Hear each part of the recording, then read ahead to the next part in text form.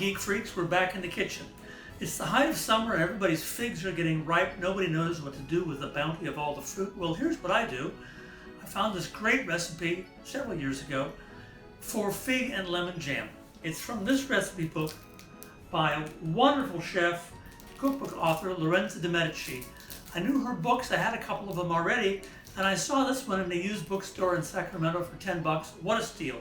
It's a great book. Let me show you how to make this. Fig and lemon jam.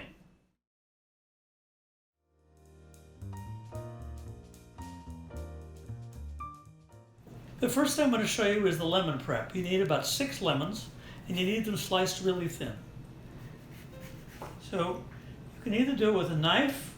I'll do it very thin with a super sharp slicer, or if you feel comfortable, you can do it on a mandolin. I'm not recommending it. I know how dangerous these are. I've had my mistakes.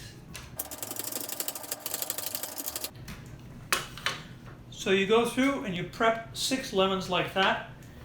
You pick out the seeds, and then what I do when I'm done is I cut each of these in half.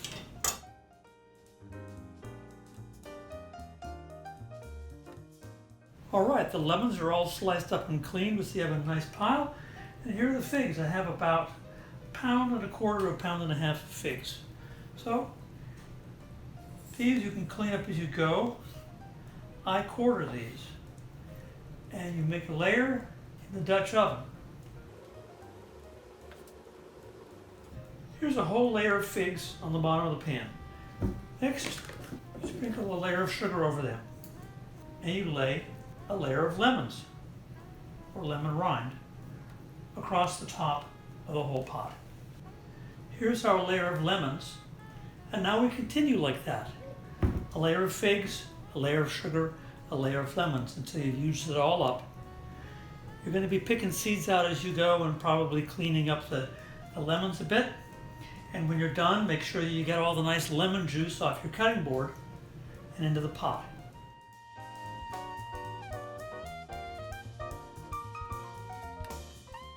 I've filled our Dutch oven up with alternating levels of quartered figs, thin sliced lemon, and sugar until I got to the top and used everything up. Got the lemon juice off the cutting board. I added a few more figs at the top just to get a whole layer. Now if you're counting, that's only 3 ingredients, lemons, figs, and sugar. There actually is a 4th ingredient in this recipe, and that's all there is to it. 3 cloves. Now if all of this seems like too much work, you're going to love the next step. The next step is the most time consuming in the whole recipe. For 24 hours you do nothing. You put the lid on it and you put it in a cool closet for an entire day. I'll be back tomorrow.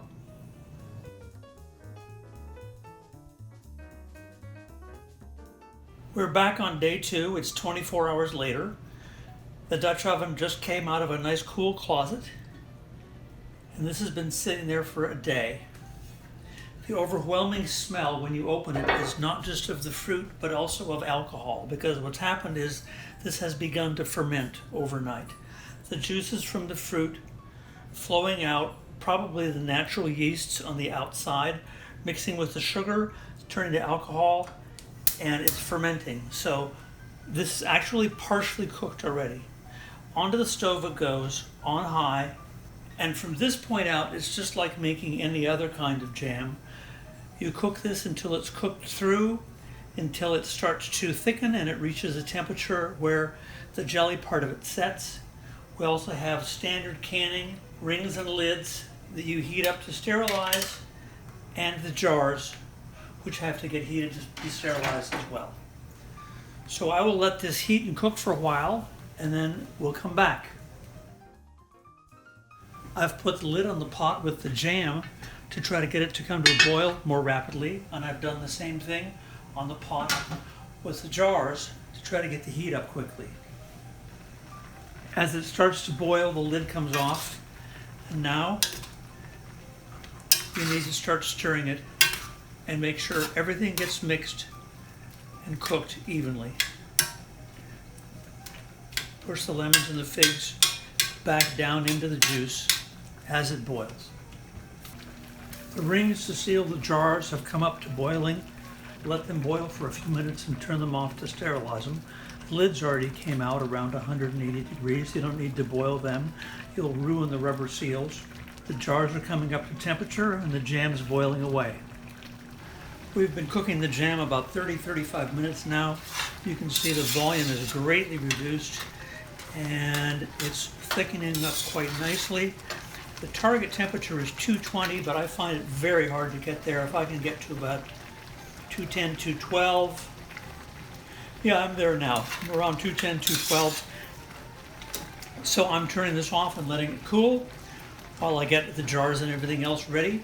As I said, from this point out, it's standard canning. If you haven't done this, look it up in a good book that covers all this. If you're in the US, something like the old editions of The Joy of Cooking that cover complete information on canning is really helpful.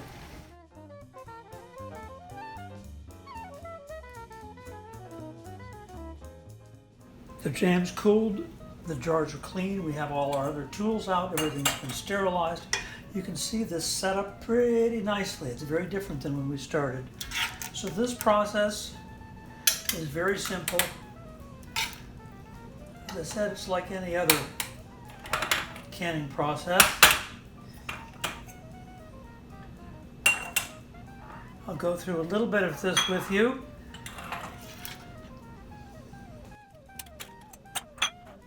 If you need to, you wipe down the rims. The lid goes on, the rim goes on, and you screw it down tight. It will get tightened again later in the process. When these are all filled, you put them back in the hot water bath and you boil them again, and that's that. I hope you've enjoyed watching a not too difficult way to use up the figs from your tree or from your neighbors, making a fig and lemon jam. Until next time,